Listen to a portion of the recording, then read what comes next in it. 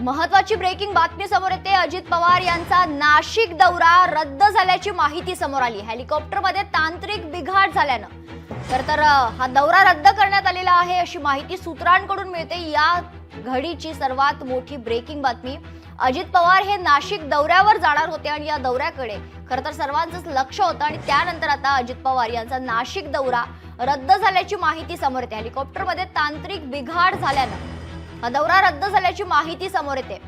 अजितदादा पवार हे नाशिक दौऱ्यावर जाणार होते आणि खरतर यावेळी नेमक्या कोणत्या विषयावर अजित पवार बोलणार याकडे सर्वांचंच लक्ष होतं। मात्र आताची या क्षणाची मोठी अपडेट समोर येते। अजित पवार यांचा नाशिक दौरा रद्द झालाय, कारण ज्या हेलिकॉप्टरने ते नाशिकला जाणार होते त्या हेलिकॉप्टरमध्ये तांत्रिक बिघाड झाल्यानंतर आता त्यांचा दौरा जो आहे तो रद्द करण्यात आलाय। या संदर्भात महत्त्वाची माहिती समोर येते।